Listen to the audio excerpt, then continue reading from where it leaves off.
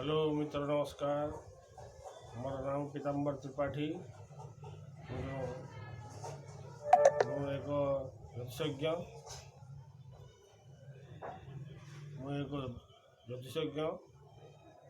मु बहुत भाव ज्योतिष पाठ अध्ययन करी मु आपण मानक किसी कहना चाहूँ।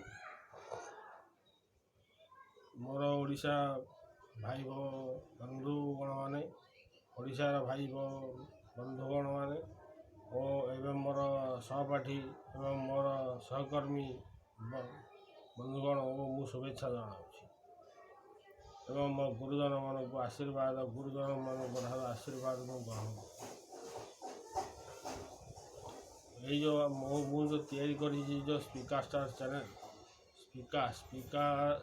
स्टार चैनल से माध्यम बहुत किसी मुझे कहना चाहे एस्ट्रोलोजी तरफ जो मैंने कि आजिकल ये सब एस्ट्रोलोजी फास्ट्रोलोजी गुड़ा किसी देखते ना किंतु जदि देखते ना एगुड़ा सब जो सब तैयारी कौन पाई मनीष प्रकृत में भूल एस्ट्रोलोजी भूल एस्ट्रोलोजी पर कहुई जे एस्ट्रोलोजी जमी कहुई सबू सबू आम जो जमी आम जन्म होते लंगड़ा होगी गला बेलू से लंगड़ा होगा सत्य किंतु से जो जन्म मृत्यु भितर जहाँ जहाँ आम सब कर सेगुड़ाक हूँ आमर कर्म धर्म विभिन्न प्रकार जिनस रोचे एस्ट्रोलोजी तरफ कह गले बहुत बड़ बड़ एस्ट्रोलोजर अच्छा से मोर कृतज्ञता से मोर नमस्कार। ये जो स्पीकर स्टार चैनल माध्यम मुझे जनाऊँगी ये स्पीकर स्टार चैनल को लाइक करदे एवं शेयर करेंगे एवं सब्सक्राइब करेंगे एवं बेल आइकन बटन को प्रेस करदे ताहले मोर आगामी आसवा वीडियो गुड़ाक आपण पाखक शीघ्र पहुँच मुझे कहना चाहे जे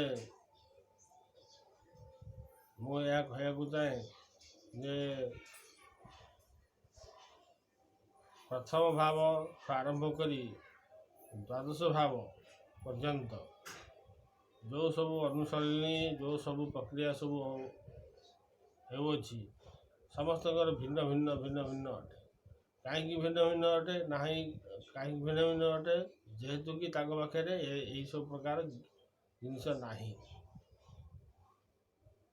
भिन्न भिन्न कहीं हुएनी जे तांकरी पाखे जेकोसी मध्य वर्णना एवं जेहेतु गोटे गोटे कर्कट लग्न गोटे सिंह लग्न गोटे तुल लग्न गोटे एभलिया लग्न को विचार करिया गले सब प्रकार फल विभिन्न प्रकार फल सब जिन परिवर्तन हो जाए। लग्न है श्रेष्ठ लग्न है स्वयं निजे लग्न सब जिनस को कराए लग्न सब जिनस करने को सी बाध्य हुए एवं लग्न ही कराए। लग्न किमती कर लग्न तो क्या धरिकी तो गोटे कर मनकर आपणकर लग्न हूँ चंद्र चंद्र मनकर अच्छा 3 डिग्री 42 मिनिट अच्छा पाखापाखि ग्रह को मान अच्छा पाखापाखि ग्रह मनकर शुक्र अच्छा 5.7 डिग्री 5 डिग्री 7 मिनिट मनकर शुक्राचार्य अच्छा सी जो लग्न जो चंद्र जो अच्छी सी कौन कर लग्न कौन कर शुक्र को फास्ट धर शुक्र को धरिकी पुणी आउ थे ऊपर ग्रह को धरी एभली भाव धरी सबू 12टी भाग आमको सी सबू सबू जिनस को आमको सी प्रदान कर अनेकांश क्षेत्र में आम देखा पाऊ जे बहुत गुड़िए लोक ରାଶି ଚକ୍ରକୁ ଅନୁଧ୍ୟାନ କରି ବିଭିନ୍ନ ଗୁଡ଼ିଏ ଜେମ୍‌ଷ୍ଟୋନ୍ ସବୁ ଲଗେଇଥାନ୍ତି ଏବଂ ସେଥିରେ ମଧ୍ୟ ମାରକତ୍ୱର ଜେମ୍‌ଷ୍ଟୋନ୍ ମଧ୍ୟ ସେମାନେ ମଧ୍ୟ ଲଗେଇଥାନ୍ତି, କିନ୍ତୁ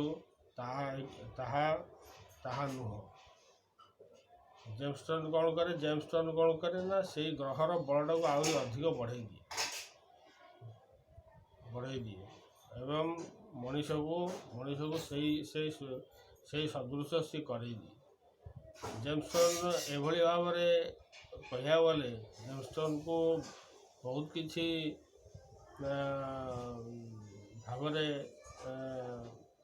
ଅନୁଧ୍ୟାନ କଲେ ସେ ଭିତରୁ ବହୁତ କିଛି ତଥ୍ୟ ଆମକୁ ମିଳେ ଯେ ଜେମ୍‌ଷ୍ଟୋନ୍‌ଟା ଆଣିଲେ ତାକୁ ପିନ୍ଧିଦେଲେ ତ ଖାଲି ହେବନି। କେତେଜଣ କହୁଛନ୍ତି ଶିବଲିଙ୍ଗରେ ଛୁଇଁକି ତାକୁ ପ୍ରାଣ ପ୍ରତିଷ୍ଠା କରି ତାକୁ ପିନ୍ଧି ଦିଅନ୍ତୁ, ଶିବଲିଙ୍ଗରେ ନାଁ ଗୋତ୍ର କହିକି ତାକୁ ଆପଣ ପିନ୍ଧି ଦିଅନ୍ତୁ, ବାସ୍ ଆପଣଙ୍କର ହେଇଗଲା। ଆଉ କେତେଜଣ କହୁଛନ୍ତି ନା, ସେମିତି ନାହିଁ। ଜେମ୍‌ଷ୍ଟୋନ୍‌କୁ ତା'ର ନିଜର ବ୍ୟକ୍ତିଗତ ଭାବରେ ତା'ର ଗ୍ରହ ଅଧିଷ୍ଠାତ୍ରୀ ଦେବୀ, ଗ୍ରହ ଅଧିପତି ଦେବୀ ଏବଂ ଗ୍ରହ ପ୍ରତ୍ୟଧୀ ଦେବତା ଏବଂ ଗ୍ରହ ପତ୍ନୀ ଏସବୁକୁ ନେଇକି ତାକୁ ପୂଜା କରିଲା ପରେ ତାପରେ ଯାଇକି ତା'ର ଜପ ସଂଖ୍ୟା ଅଛି 17,000, 33,000, 24,000 ଜପ କଲା ପରେ ସେଇ ଯେଉଁ ଜେମ୍‌ଷ୍ଟୋନ୍‌ଟି ପବିତ୍ର ଶୁଦ୍ଧ ହେଇଯିବ।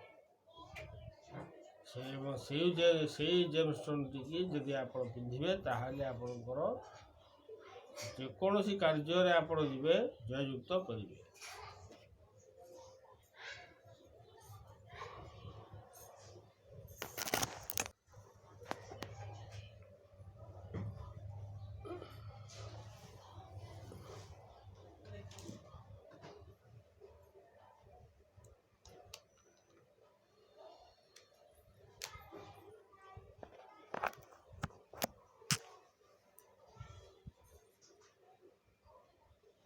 ହ୍ୟାଲୋ।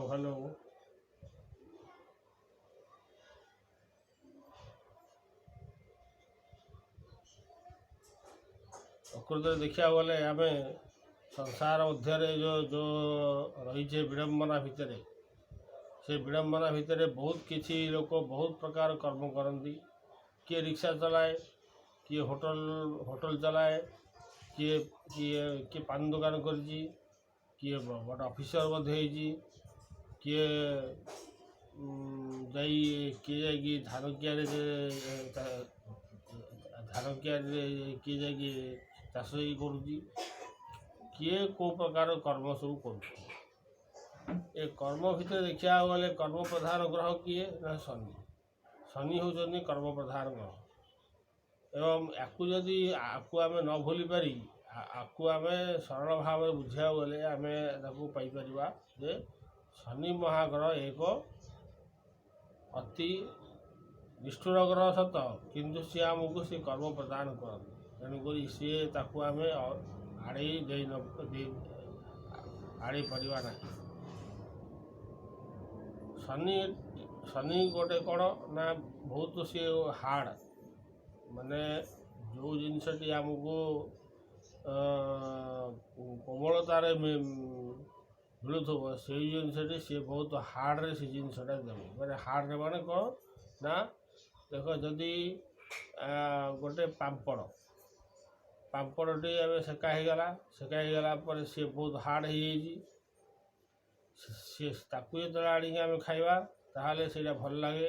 ଏବଂ ପାମ୍ପଡ଼ ଯେତେବେଳେ ନରମ ହେଇଯାଏ ତାପରେ ଯେତେବେଳେ ଆମେ ଯେତେବେଳେ ଖାଇବା ତାକୁ ଆମେ ଭଲ ଅବଶ୍ୟ ନ ଲାଗେ, କିନ୍ତୁ ସେଇଭଳି ଭାବରେ କିଛି ଜିନିଷ ନ ହେଇଥାଏ। ଏବଂ ଜ୍ୟୋତିଷ ଭିତରେ ଅନେକ ଭାବ ଅଛି। ପ୍ରଥମ ଭାବ, ଦ୍ୱିତୀୟ ଭାବ, ତୃତୀୟ ଭାବ, ଚତୁର୍ଥ ଭାବ, ପଞ୍ଚମ ଭାବ, ଷଷ୍ଠ ଭାବ, ସପ୍ତମ ଭାବ, ଅଷ୍ଟମ ଭାବ, ନବମ ଭାବ, ଦଶମ ଭାବ, ଏକାଦଶ ଭାବ, ଦ୍ୱାଦଶ ଭାବ। ଏ ଭାବ ମଧ୍ୟ ଭିତରେ ଆମର କେପି କୃଷ୍ଣମୂର୍ତ୍ତି ପଦ୍ଧତି ଅନୁସାରେ ଆମେ ଯଦି ଭାଗକୁ ଯଦି ଆମେ ଯଦି ଦେଖିବା ତାହେଲେ କୃଷ୍ଣମୂର୍ତ୍ତି ପଦ୍ଧତିରେ ଯେଉଁ ପ୍ଲାସିଡ଼ିୟସ୍ ଉପରେ ଆମେ ଯଦି ଚେକ୍ ଯଦି କରିବା ତାହେଲେ ସ୍ପଷ୍ଟ ଭାବରେ ଜଣାପଡ଼ିଯାଏ ଯେ ଗ୍ରହଟି କାହାର ଫଳ ଦେଉଛି। ଗ୍ରହଟି କାହାର ଫଳ ଦେଉଛି, ମିଥୁନର ଫଳ ଦେଉଛି କି ବୃଷର ଫଳ ଦେଉଛି।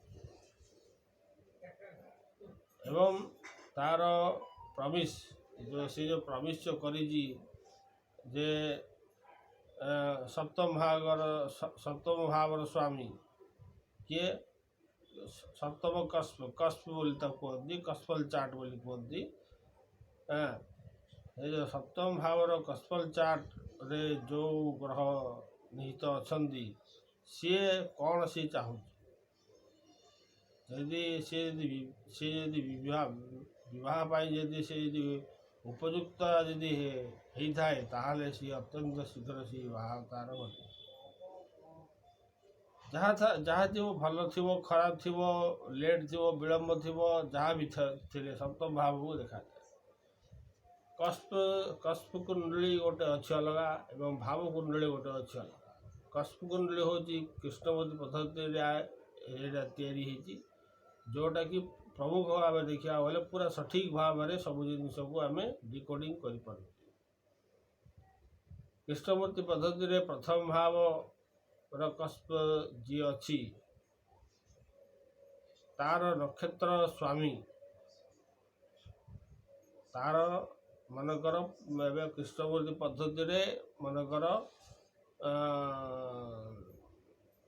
ଶନି ଚାଲିଛି, ଶନି ମହାଦଶା ମନେକର